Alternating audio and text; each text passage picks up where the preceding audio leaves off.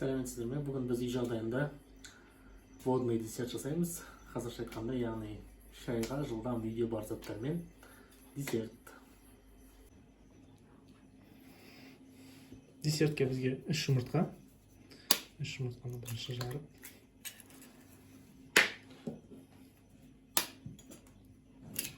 Жұмыртқамыз таза жуылған.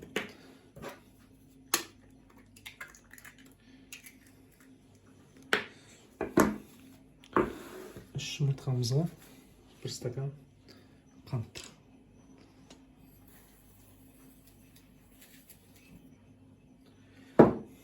Осыны ақырындап араластырып аламыз бірінші.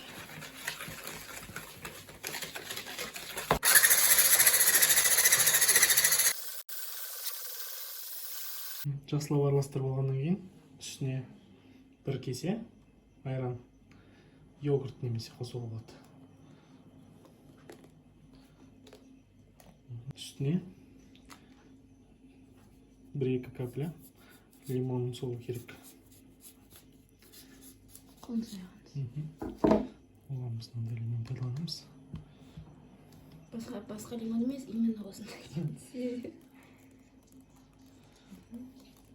Жеткілікті. Лимонны қосқаннан кейін жақсылап араластырамыз.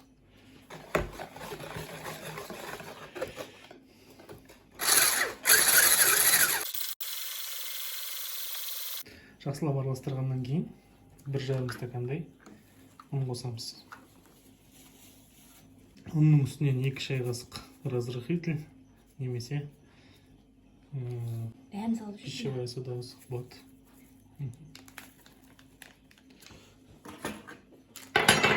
Енді осы немізді жақсылап араластырамыз. 2 шай қасық ас содасы немесе 2 шай қасық, то есть 10 грамм разрыхитель.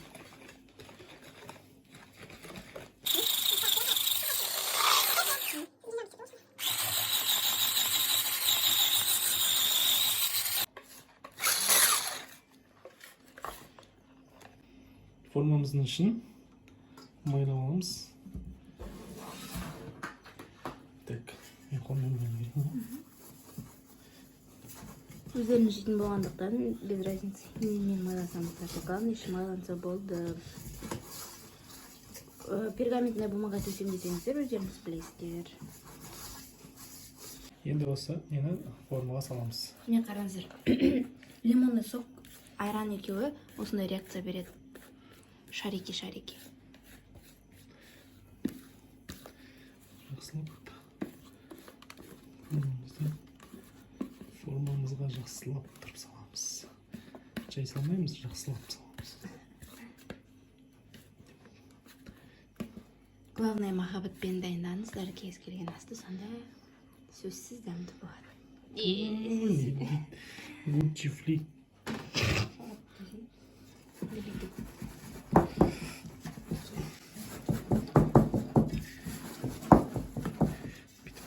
Келтіреміз. 180 градуста алдын ала қыздырылған пешке 30-35 минутқа саламыз. Пирогымыздың бетіне сахарный сироп жасаймыз. Ол үшін бізге 2 стакан қант, 2 стакан су керек.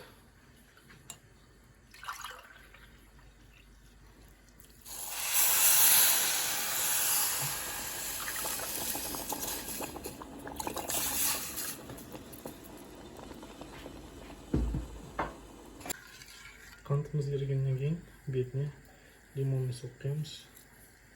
Так, 5-6 капля.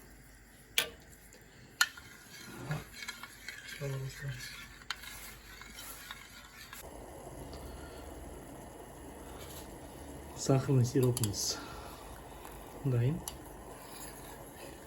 Енді астын сөндіреміз. Пирогымыз пісті, 30 минут уақыт өтті. Енді пирогымыздың үстіне 1 стакан салқын су құямыз.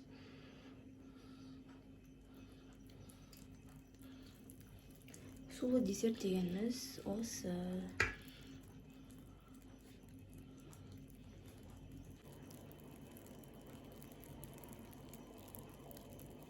осындай күшті дауыс шығады.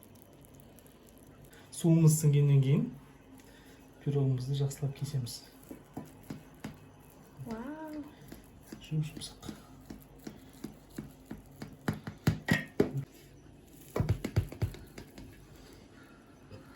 Ұсақтап кесіп жатқан себебіміз қазір арасына сахарный сироп құямыз. Сол кезде жақсылап сіңу үшін осылай ұсақтап кесеміз. Иісі күшті шығып тұр, прям как күшті шай ішетін боламыз.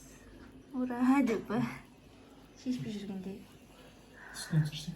Мына күшті болып тұр. Сахарный сиропымызды пирогымыздың үстіне құямыз. Жақсылап. Ыстықтай құю керек осылай.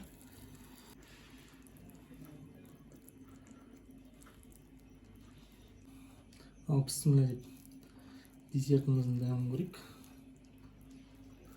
Үстіне орех салып, немесе басқа да заттар салып өздеріңіздің фантазияларыңызбен істесеңіздер болады. Прям түрі пахлава сияқты екен, иә? Орехты мына жеріне бүйтіп күшті грецкий орехты қойсаңыздар, анда шайға прям жанында десерт болайын деп тұр. Жанында емес, күшті. Дәмін көрейік.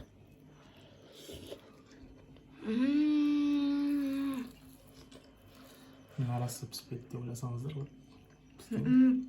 Воздушный арасы. Мау. Блин, тема, да? Күшті? Керемет. Достар, обязательно жасап көріңіздер. Прям супер. Орехпен бірақ жынды өтетін сияқты, иә? Орехпен күшті өтетін сияқты. Біз уже бір көрсеткен жоқ болдық. Біз онда шай ішеміз. Сау болыңыздар. Түріктің танымал водный десерті дайын. Дәмі тіл үйрет. Обязательно жасап көріңіздер. Үйлеріңізде лайк басып, комментарий жазып, каналыма тіркеліп кетіңіздер. Астарыңыз дәмді болсын.